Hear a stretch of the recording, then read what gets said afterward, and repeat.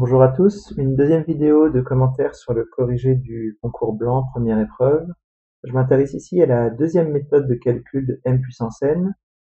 La première chose, c'est cette propriété qu'on vous demande de montrer par récurrence. Donc, il existe deux constantes telles que m puissance n égale xnj plus yni. Et dans cette assertion, ce qui est très important, ce que je voudrais souligner pour commencer, c'est il existe xn et yn. Donc ça, c'est pas du tout la même chose que de montrer que m puissance n égale xnj plus yni. Et ça, c'est une erreur qui a été commise par beaucoup d'entre vous. Vous avez réécrit carrément que la propriété Pn, c'était ça. Et ça, c'est pas vrai. Ça, c'est pas la propriété qu'on vous demande de montrer.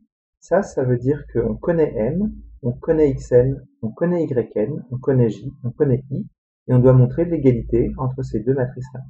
Et ça, c'est pas du tout la même chose que il existe xn et yn tel que m puissance n égale ça.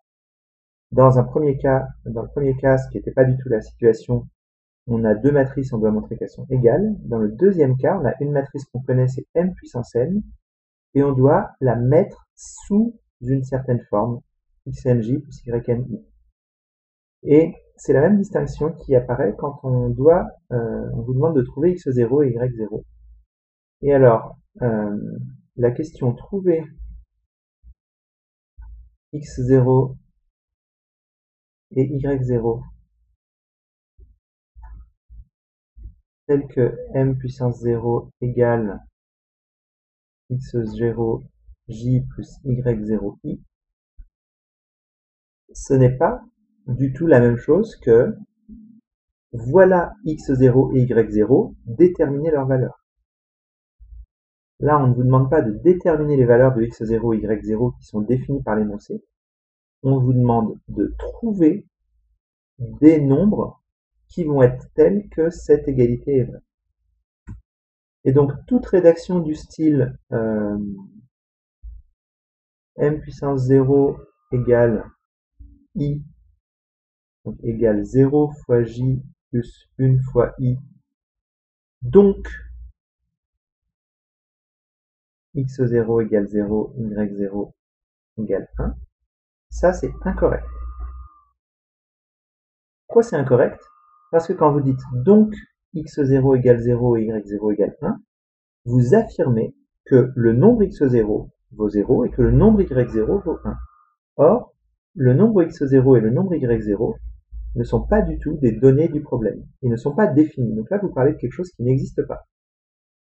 Ce qui est en revanche correct, c'est de dire la même chose. M0, c'est 0 fois j plus 1 fois i. Et donc, il existe x0 et y0, tel que m0 s'écrive de la forme qu'on veut. Donc, avec x0 égale 0 et y0 égale 1, on a m0 égale x0j plus y0. Voilà. Donc ici, ce qu'on est en train de faire, on est en train de définir deux constantes x0 et y0 qui sont solutions du problème. Alors que ce que j'ai très souvent lu, c'est que vous affirmez que deux constantes qui en fait n'existent pas prennent les valeurs 0 et 1. Donc voilà, ça c'est une distinction dont je vous avais déjà parlé et qui est très importante à faire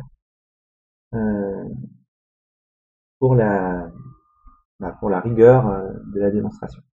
Et c'est sûr que dans une épreuve, si vous affirmez que x0 vaut 0, y0 vaut 1, alors que x0 et y0 ne sont pas du tout définis par le sujet, c'est sûr que vous n'allez pas avoir tous les points de la question.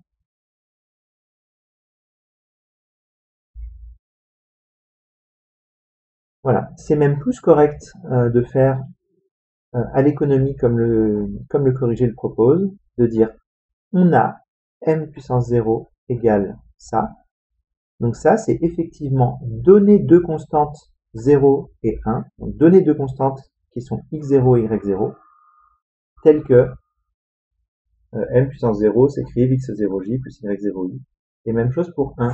Affirmer que m s'écrit comme ceci, avec 1,5 et moins 1,5, c'est beaucoup plus correct que de conclure en disant donc x1 égale 1,5 et y1 égale moins 1,5, alors que x1 et y1 ne sont pas du tout des choses qui sont définies par l'énoncé. Justement, on est en train de montrer que ces objets-là existent. Voilà, donc je m'arrête là pour cette vidéo. Je vais vraiment mettre l'accent sur cette remarque-là et sur ce petit point de rigueur de démonstration.